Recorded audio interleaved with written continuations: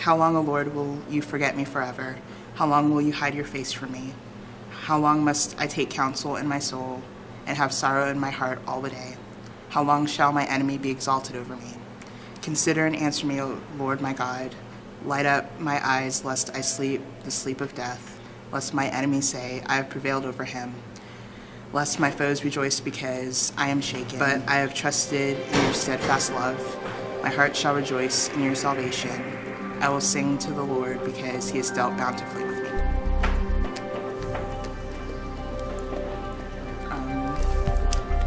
Whenever I get particularly sad, I always seem to come back to that verse.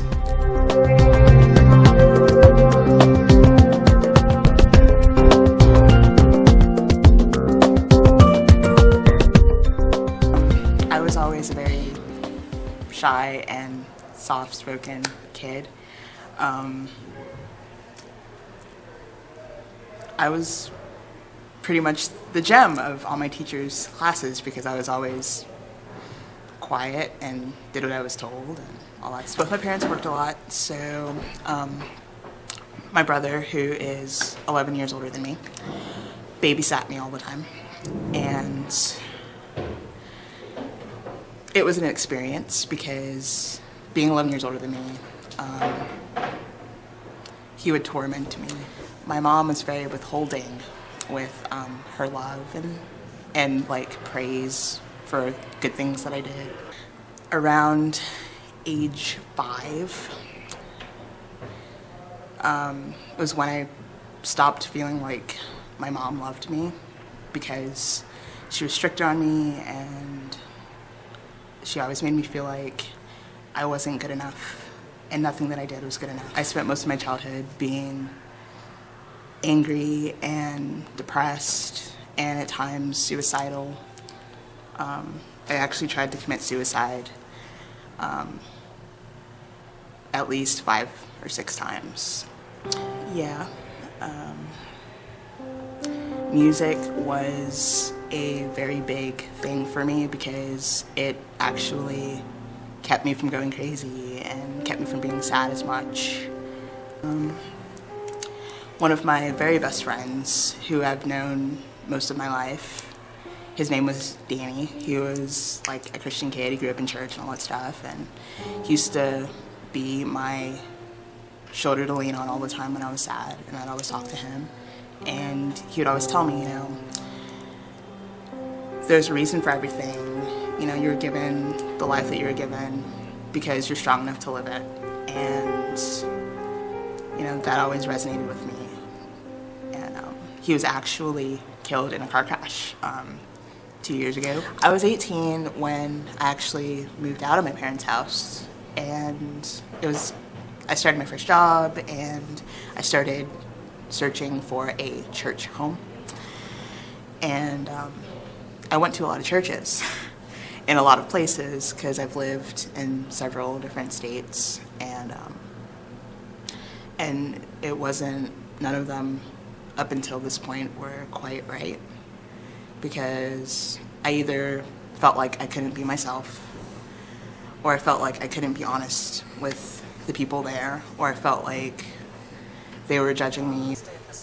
It was on a Sunday that I didn't go to church, and I was watching Joel Osteen, and it was one of his services, and it was a song that was playing toward the end, where he's always saying, you know, if you haven't opened your heart to Christ, you know, you can always start today.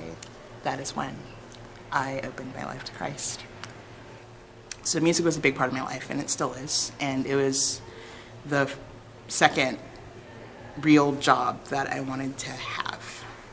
The first one was a baseball player, but that's a completely different thing.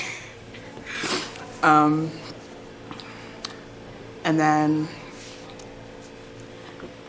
in high school, I met one of my first out gay friends, and he was always depressed because his parents were always mad at him.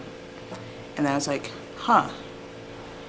I want to help gay people, because I did the research and gay kids are 10 times more likely to commit suicide or attempt to. And so I was trying to find a way to incorporate that with music because music was so important to me.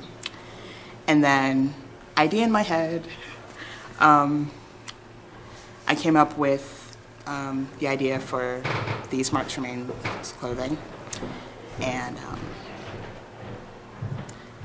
I guess that's one of my bigger workings from God because I never would have come up with that idea myself. Since I've given my heart to Christ, I don't get as sad about things and I don't let things bother me as much. My temper is pretty much gone.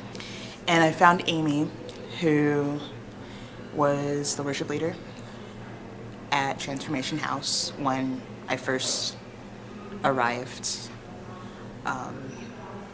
And we were talking about like the church and stuff, and she was like, you should come and meet everybody and have breakfast.